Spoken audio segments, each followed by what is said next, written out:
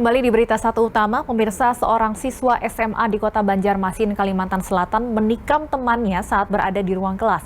Aksi yang dilakukan siswa berusia 15 tahun ini lantaran menyimpan dendam ke korban karena sakit hati dibuli.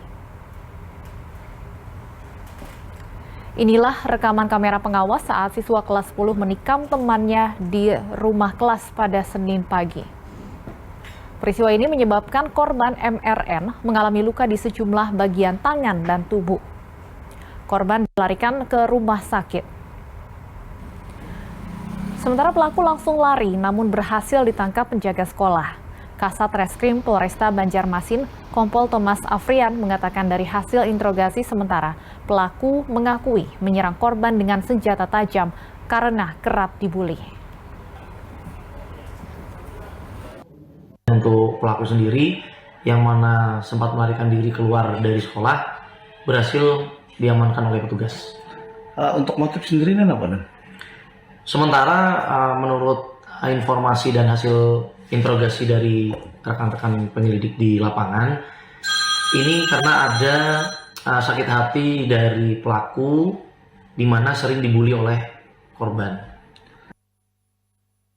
Baru, korban bully tak jarang mengalami trauma, tidak percaya diri, bahkan bisa melukai teman yang dianggap telah melakukan perundungan terhadapnya. Kita akan bahas lebih jauh bersama Sandi Budiantini, psikolog anak dan remaja. Selamat sore Mbak Sani. Selamat sore. Baik, Mbak Sani, saya ingin tanyakan analisa Anda atas kasus yang tengah viral ini, karena polisi menyebut bahwa motif pelaku melakukan aksinya ini karena sakit hati kerap dirundung oleh temannya.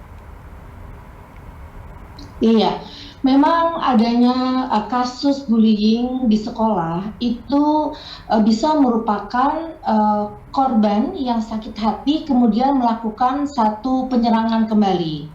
Ini yang kita sebut dengan pasif agresif, di mana sepertinya korban awalnya tidak berdaya, tapi kemudian menumpuk kekesalan, emosi yang akumulatif, yang akhirnya membuat kekuatan baru dan kemudian membuat perencanaan untuk melakukan balas dendam kepada pelaku. Jadi kita sebut pelaku ini adalah pelaku korban. Jadi pelaku yang awalnya adalah korban kemudian melakukan kegiatan atau perilaku balas dendam kepada pelaku yang membuli dia, seperti itu. Jadi besar kemungkinan ini adalah emosi yang sudah terakumulasi ya Mbak Sani, bukan respon emosi sesaat. Iya, betul. Jadi memang pelaku bully ini banyak sekali sekarang ini ya, tidak kalau kita lihat ya banyaknya pelaku bully ini kan karena menunjukkan mereka dominan begitu. Mereka dominan, mereka berkuasa, mereka bebas melakukan apa saja seperti itu dan biasanya itu tidak sekali tapi berkali-kali gitu ya.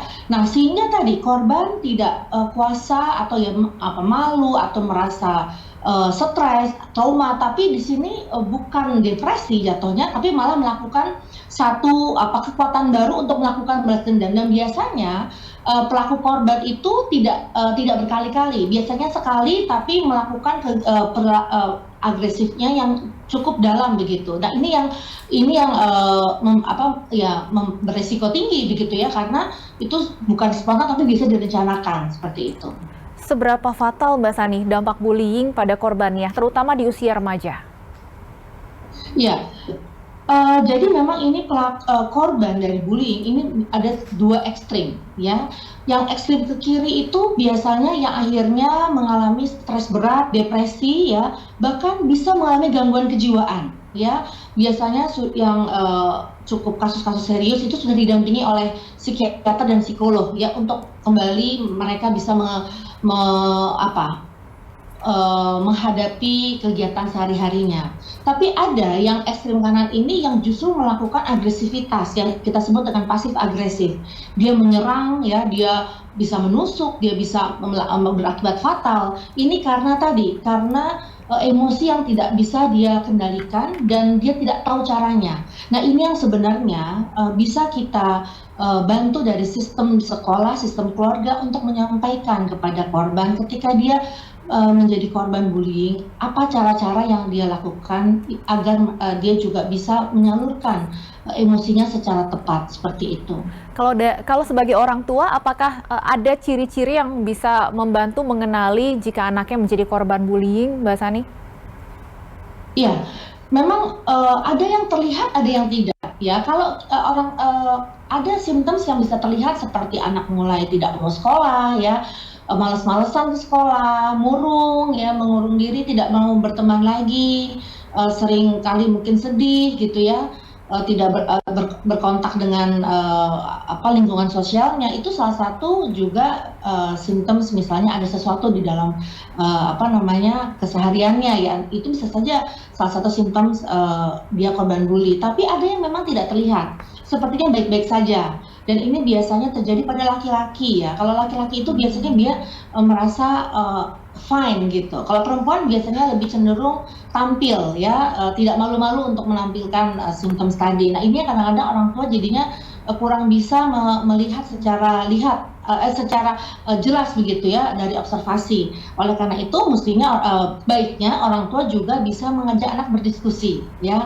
paling tidak memancing, ya, sekedar secara umum bertanya apakah di sekolah baik-baik saja, atau apakah ada teman kamu yang dibully misalnya, walaupun tidak bertanya secara langsung, tapi kita bisa melihat keadaan sekolah seperti apa. Kalau anak sudah biasanya tahu ada yang dibully, nah itu biasanya juga bisa saja anak tersebut juga menjadi salah satu korban bully.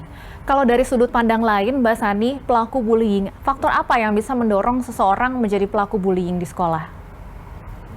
Ya, memang banyak faktor, ya. Biasanya keinginan untuk menunjukkan eksistensi diri, dominan, ya, ingin berkuasa, bahwa ada kepuasan ketika ia bisa menguasai seseorang. Itu juga ada kebutuhan dari dalam yang biasanya di anak-anak remaja itu tidak tersalurkan secara sehat.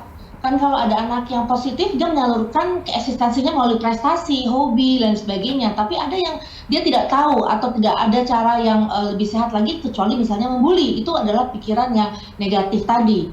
Nah, juga tontonan-tontonan, ya, yang ada di televisi, tontonan di film atau di apa yang dia lihat di dalam gadgetnya, itu juga menunjukkan bisa memberikan inspirasi. Oh, bahwa ada kepuasan di situ, bahwa menikmati di situ. Nah, ini yang membahayakan karena pelaku bully juga cenderung bisa mengalami gangguan secara psikologis, ya.